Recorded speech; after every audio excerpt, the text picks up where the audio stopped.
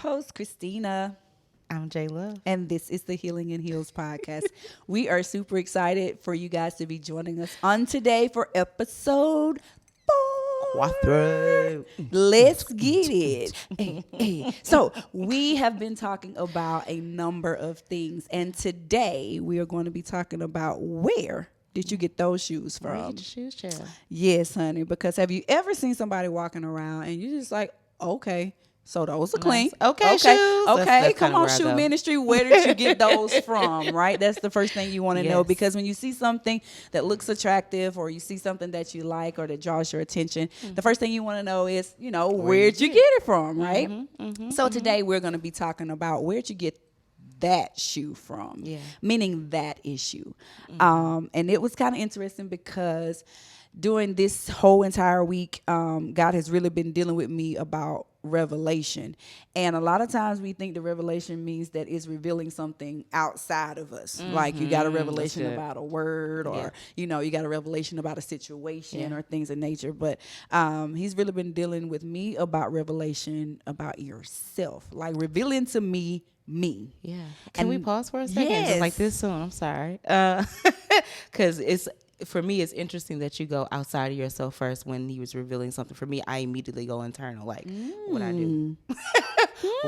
What I'm about to go through, Lord. Like I go into that mode immediately instead of looking externally, because growing up, I will always hear preachers say or ministers say it comes to the house first, and then, or to me, the speaker, and then it's for the people. So I just find it interesting that you went external instead of internal. Yeah, because so this is my thing. Like that is all true, and that is real true. Like when I'm getting ready to speak or something like that, whatever the word is, like always challenges me first.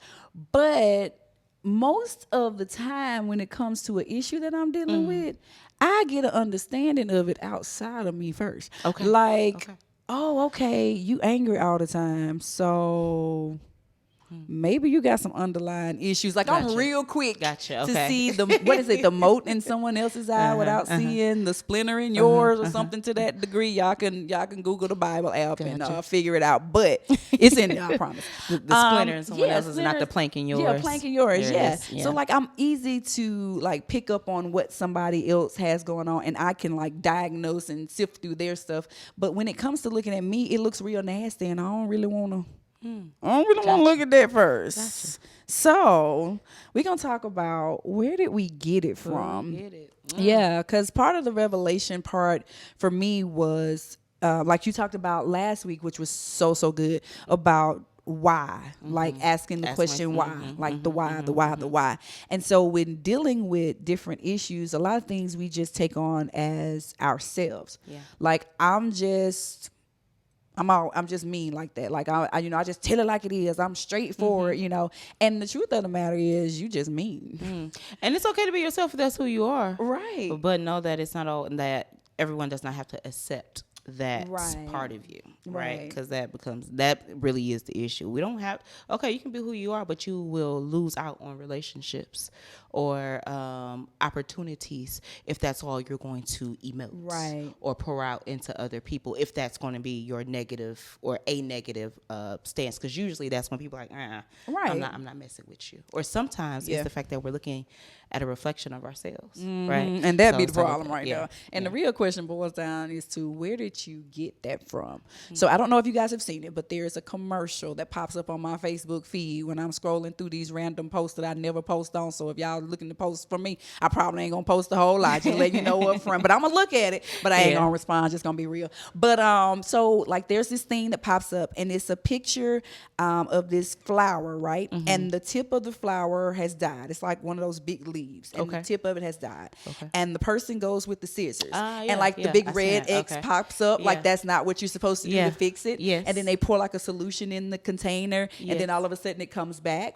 Well, when we start talking about like where'd you get that from, the diagnosing of the situation is what we have to do. And like you said, those whys, like, okay, so I'm mean. We're going to say mean for the sake of being. None of you guys are mean. You're all Right. wonderful in God's eyes. Okay, none of you are mean. But for those of you who may suffer from attitudism, Amen. okay, I done made that 'Cause one that's a up, thing. okay?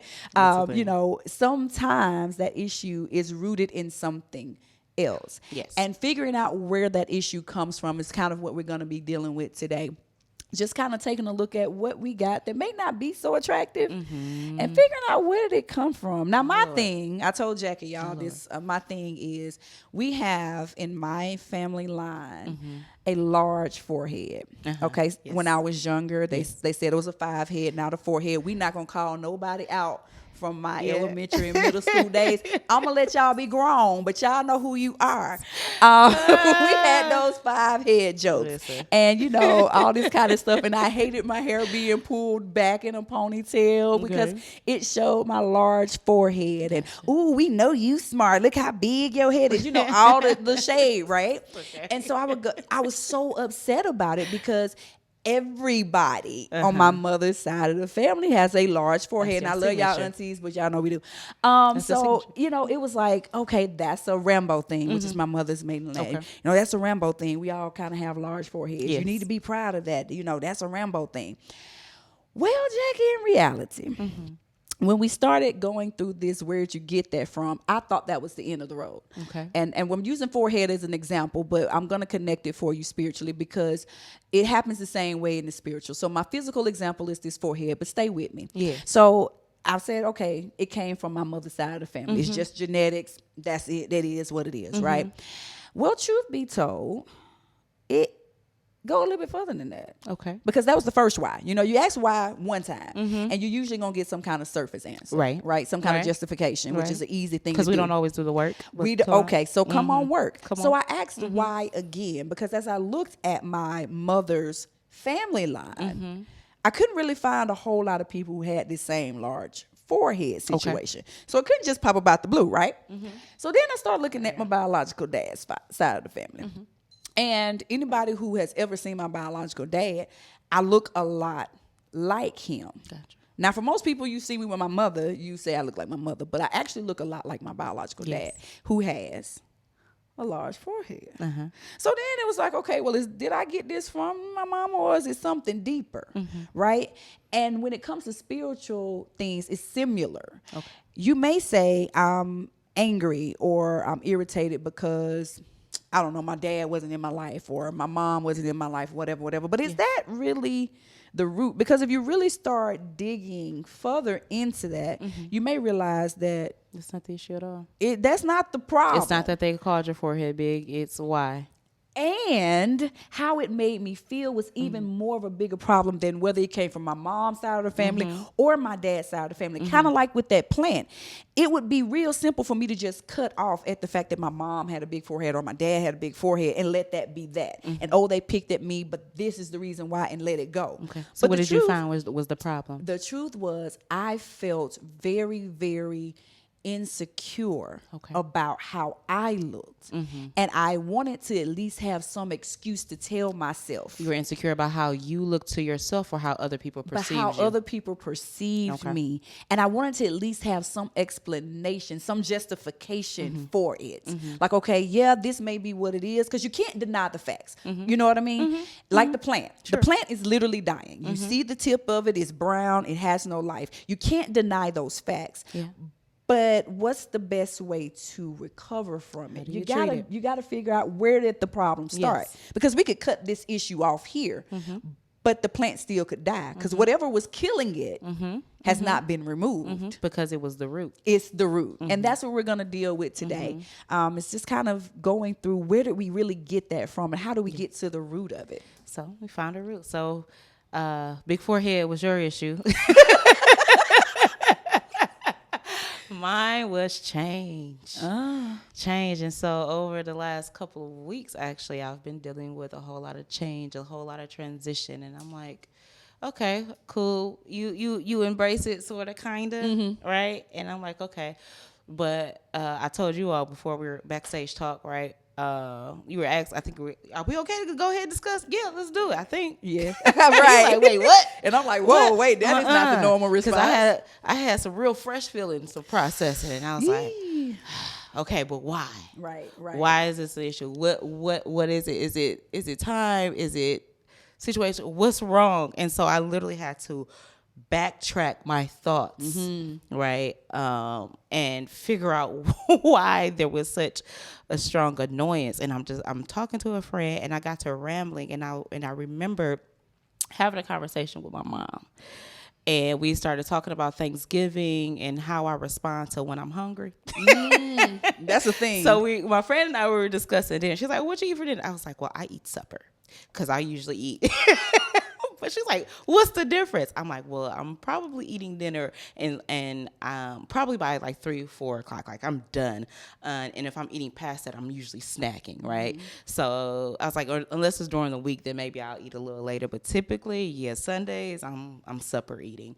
And she was like, okay, that's not how that works, but okay. Right. And so we kind of got into talking about dinner, and I brought up the story about Thanksgiving. And my mom was like, "Jackie hungry." Right. As an adult, she was saying this to everybody else. "Jackie is hungry." She's like, and I'm like, "What?" She's like, "How I knew you were hungry is because you're doing the same thing that you're doing now. Is that you began to kind of go in and out of the kitchen or wherever the food source is. You're going in and out. You're looking to see if it's ready."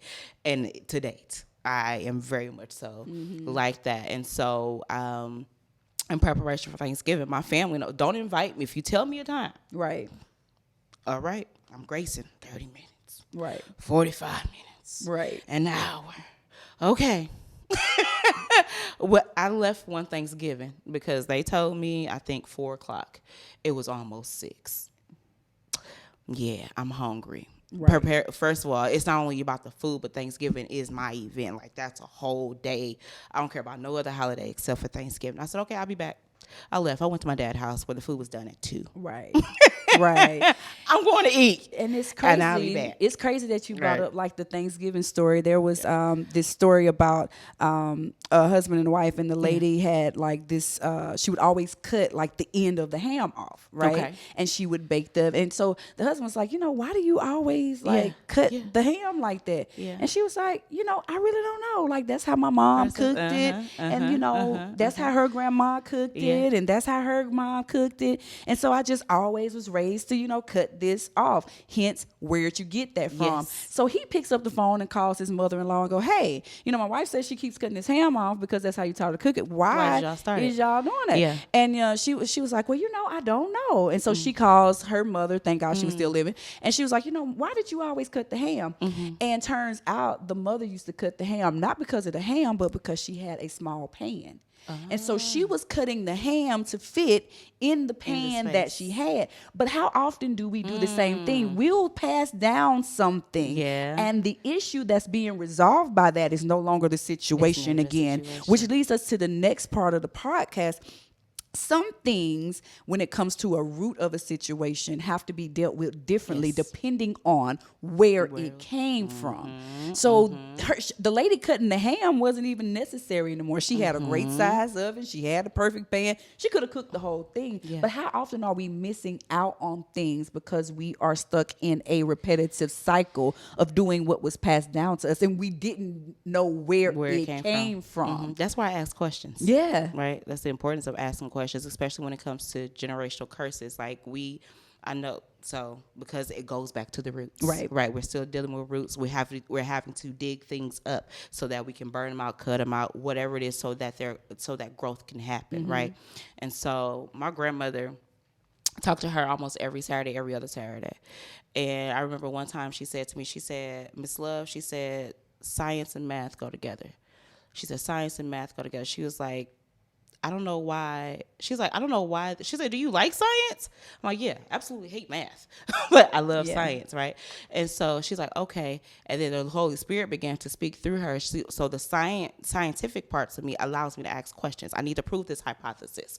And so in order for me to prove this hypothesis, I have to ask some questions. I have to do the research. I have to figure out so I'll know then the cause. I have to do that digging. Then that speaks to the researcher in me. It speaks to the teacher in me, right? So it tells me who I am as I'm making other discoveries, right?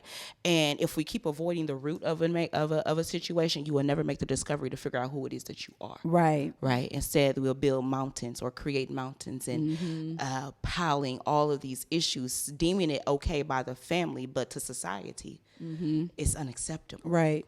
Right. So now that we've discovered the root, right, we now need to determine the best methods and how to expunge these negative behaviors out. Because some stuff is a matter of removing, right? So when it comes to the forehead, right? The other thing that can't do nothing about your forehead. We gonna let it. You can't do nothing about it. We gonna let the forehead be great, 5 head, 6 head, whatever it is. It's gonna be great because there is nothing that I can do about that, right? I can't remove it, right? So that's off the table. But I could do something about change. I can do something about how it makes me feel and how I respond to it. Yes. So everything, because in this generation, in this day and time, we have a real major cut off spirit, and I feel gear shifting. So if everything you don't like, you cut off. If every time you don't like something or you get into it with somebody, you unfriend them, you block them. If every time that is your response, then you run into an issue down the line. Yeah. Because everything just can't be cut off. Right. Because everybody, it's going to come back in a different form. Exactly. Because what happened is just like with the plant. If you cut the tip off that's dying, whatever was killing it is still going to continue to kill it. If I get into a beef with you and I don't like you anymore, cool, so be it. But me blocking you doesn't change the fact that there was a reason within me that we didn't agree. The Bible says it like this: how can two walk together except they agree? So if me and you have a contention of some sort, something in me don't agree with something in you. Now that could be a you problem, but I need to double check and make sure it's not a me problem. Because I could have just perceived what you said as a problem. I could have perceived your response. And that happens even accidentally sometimes, right? Yeah, and it could just simply be a misunderstanding, which is why you got to dig to figure out what's the real problem. Do I have a beef with you because of what you said? Or do I have a beef with you because of how what you said made me feel? Do I have a beef because what you said triggered something that was already existing in me that I didn't deal with? So we got the root, we got the cause. Now what's the treatment? Treatment method starts, number one, with prayer. If you don't pray about it for God to show you, because he's not going to show you everybody else and don't show you. You got to deal with the revelation about you, okay? I'm talking to the man in the mirror, okay? I'm asking him to change his ways. This ain't about you this time. This ain't about you this time. This about me. I got to get it right. After you pray and God reveals to you what it is that you are actually dealing with, then he will also reveal to you how to deal with it. And let's be real, we again are not counselors. Amen. That is not our profession. We are not licensed. We are not trying to tell you what to do. What I will tell you is this: once you pray and you get a revelation on what your issue is, and sometimes that takes time because it's not always immediate. It's not immediate. Once you get it though, then you need to go find you some help. Okay, let's stop all this. What go on in my house, stay in my house stuff. If what's in the house killing me, it's got to go. I don't care if it's at your house, my house, their house. What killing me got to go. It got to go. And you have to get someone who is able to call you to the carpet about you, and you be able to receive it. Yes, because it does no good for me to tell you, okay, you said, you like to keep it real, because that's one of the things we like to do. I just keep it real. I'm just 100. I'm going to tell it like it is. Well, like it is could just be from your stank point of view. Healed people hear different. Exactly. That's a whole word. What was her name? Latrice Ryan. Shout out to Latrice Ryan. Yes. She said healed people hear different. And you do. So if you're hearing from a place of brokenness, if you're hearing from a place of wounded, you can only hear the bad. You can't hear anything better. So once you get your prayer together and God show you what it is, the next thing you need to do is get you some help. Because it may be you need to change your environment. Maybe you're putting yourself in places where it can be tricky. There's nothing I can do about my forehead, right? Yes. But in the event that somebody does bring it up, Yes. I got to be okay enough inside of me Yes. that what you say don't bother me. Right. That take me working. Yes. Because I can't remove the forehead. Yes. Everything can't just be dismissed, right? Amen. And I can't stop you from talking. Right. Because you got a mouth. You can say whatever you want Right. to say. And I can't get mad at you every time you say it and get my blood pressure up and I'm all stressed out. So the answer left is I got to fix me. Now, does every method work? No. For everybody? Is and it not one for shoe fits all? everything. Not at all. I had this issue, and I think I mentioned this in another podcast where I saw this shoe on this person who was phenomenal. I love it. Matter of fact, I wore the shoe today. Okay. I love the shoe, right? And when I asked her where she got it from, she told me where she got it from the store. And we're not branding anyone for free. So shout out to anybody who wants to send us any kind of sponsorship. We'll accept those inboxes. But until that point, I'm not gonna shout the store out. But she told me the store she got the shoe from. Now there are multiple locations of this particular store. Yeah. I went from one, couldn't find it. Went to the other one, couldn't find it. Couldn't find it. And I finally found it at this particular store, and it was in the wrong size. Plus, not everybody takes the time to go searching out the issue. There you if go. If I didn't find it by the third time or the third store that I went, maybe it ain't meant for me. So, should I keep going or should I leave it alone? I absolutely think that if it is something, this is my statement. There are certain things that we know come from God. Yes. Right? Peace, love, Yes. joy, a sound mind. Yes. These things are, these things are fruits of the Spirit. They come from God. Yes. So whatever issue you have, if it cannot fall under a God category, there is only Or one found in the other Word. right. There's only one other answer of where it really came from, which is the point of the entire podcast. If it didn't come from God, i.e., low self-esteem, frustration, anger, fear, perversion. There we go. Find the word. Perversion, or if you have murderous tendencies, or if you're a thief, or if you're a liar, those things don't come from God. So there's only one location that they could have come from. Where is it? From the pits of hell from which it came, Satan himself. You cannot fight him the same on every issue. So is an entanglement Absolutely.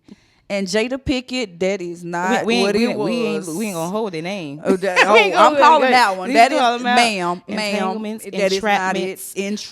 The saved folk may call it a snare. Yes. Those that know it from the biblical Because the perspective. spiritual version of heels is a hindrance that the enemy uses to entrap your life. So if there is something that is entrapping your life that is directly from Satan himself, But what if I don't see a problem with the issue? that don't make Or it if not I a problem. don't know that I have one? That don't make it not a problem. Just because you don't see it, claim it, name it, don't make it not so. Don't make it not so. If I'm a liar and the truth ain't in me, and it don't matter how many versions of these lies I tell, you can tell the lie till you believe it. This is true. But it don't make it not a lie. This is true. It don't make it not a lie. It's still a This is lie. true. It's still a lie. And when you have to deal with those different things, I think you have really, really hit it on the head. Those whys will get you down to the root. And once you figure out the truth of your why, then it will become evident on how you need to handle it. So we found out what the issue is. How do we dismantle it? Obviously prayer, but some things are just going to take work and time. Real work. Real work. In real time. If you got a cussing tongue, Yeah. every time you say something, it's a cuss word. You ain't just going to wake up one morning and be like, oh, I don't want to cuss no more and I'm done. Work. That's going to be some Yeah, work. it's gonna Because be every some time work. you get ready to say something, it's going to want to come out. Oh, haberdasheries. Right. Or, ooh, you butter biscuit. Ooh, Elemental P. Cat slap it. you mother sucker, you. Like, it's going to be We some have our effort. words, Like, okay? but you're going to have to be intentional is the point. Yes. You're going to have to be intentional, just like the plant. If you cut the plant off, whatever is killing it will still be there. But if you deal with the root, some stuff can be just simply burned out. Yes. Meaning that I just need to get rid of the whole plant. If it's poison ivy and it's dying, let it die. Let it die. Okay, I don't want Let it die. You know what I mean? But in the same respect, if it's a rose bush, just because one leaf is dying doesn't mean I need to kill the whole plant. Two different scenarios, two different things. Sometimes we're so busy trying to get rid of stuff and cut stuff off that we cut off the good. They say don't throw the baby out with the bath water. You know what I mean? Don't be so quick to get rid of everything that you get rid of the good stuff too. And then some stuff just takes some extra care. This is true. What about the issues that spread? Those, like a rash. You brought up poison ivy, and I immediately just thought about scenarios in which something can actually spread. So maybe your child or someone you're around is not mature enough to understand that this is a problem because they've been surrounded for it so long. And so now we have to teach them. We have to unteach ourselves, and now we have to go to the ones who are watching us, right? And help them to understand, like, I know I've been doing it. I'm doing my best to correct it. It's not right. So how we, again, just different methods of being able to dismantle a situation before we feed it to the next generation and count it and deem it okay. How do we stop the rash? How do we, or how do we stop that? How do we cut it off? It's interesting if it's already spread. You bring it like a rash, because the first thing you do when you get a rash is you find some kind of ointment to put on it, because usually when you have a rash, there's some other symptom that go along with it. I mean, it ain't just a one. It ain't just a one way thing. You know what I mean? Right. It's not just a one-way thing. Yeah. Now, I'm going to tell you something interesting. And I know we like kind of got away from this old school method of stuff. But in our house, if one of us got chicken pox or the flu or whatever, instead of separating us from the problem, my mother would say, go on and get it. Exposed. Let me deal with it all at one time.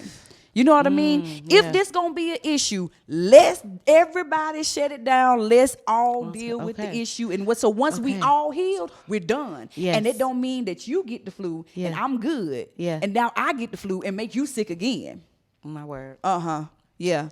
Sometimes we're going to collect it. Yeah, there's a therapeutic term that wants to come to mind, but I can't.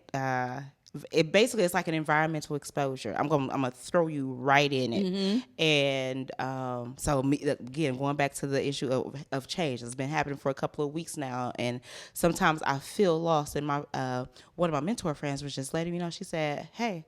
She said, no, I can tell you right now that you know exactly who you are.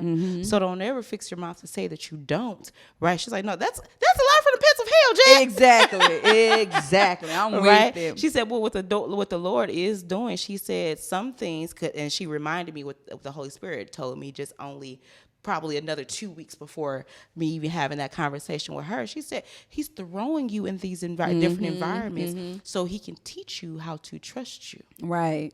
Or how to trust him the more. And I'm like, in my mind, I'm like, hold up, Lord, because I don't want to. Again, you're making me deal with change. But he also told me, he said, not every time that I'm going to do something new in you, am I going to announce it. You just got to know how to go and move and do. And so when you said that your mom just threw y'all in the room, let's all deal with it together at this one time. I'm not going to take off work or whatever it is. Right, this is one shot. Let's deal with it now. Yeah. Right. If I can cut it off, that's like dealing with a diabetic who may have now in a position who has to be amputated. Right. If you don't cut this off, it spreads to the rest of you. Right. And so instead of not having this one leg and foot, as hard as this decision may be, would you rather die off in other extremities? Right. So yeah. Deal with the issue. Deal with the issue. Deal with it. And whether that be from a perspective of you getting help, whether that be from you getting medication, i.e. if you need to take a pill to keep your life together, take your pill and don't let nobody shame you about that. Right. If you need your therapist, go sit on the couch. Don't let nobody shame you about that. I'm not for the put the Jesus tape on it and everything gonna be all right just because you read a scripture. No, I might need scripture and the pill. I might need the scripture and the prescription. You were singing when we were preparing for this episode. You were singing a song. Do you remember the song you were singing? Which one? Jonathan Reynolds, Cycles. Oh yeah. I'm not going in cycles because at the end of the day, whatever happened prior to me don't have to stay with me. Right. You know what I mean? And my children don't have to do that next. Right. And that is the utmost part, right? Like once you figure out where did you get it from, once you have prayed and you have sought your help and you've dealt with whatever your issue is, whenever you have got gotten to the point where you're ready to deal with that and you've discovered how you're going to handle it, whether it be get rid of it, change your environment, seek help, whatever that may be, you have to make sure that you maintain it, right? Yes, and so that's going to be on our next episode. We're not going to jump into it, but the maintenance is the next thing. So this week, as you guys get ready to go out for the next couple of weeks, we want you to take the time to figure out just where did you get that shoe from. We appreciate you joining us for another Healing and Heals podcast. I'm your girl, Christina. Co-host J Love. And we are out.